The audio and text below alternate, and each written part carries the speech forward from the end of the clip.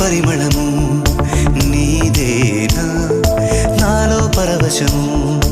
నిజమేనా బొండు మల్లి పువ్వు కన్నా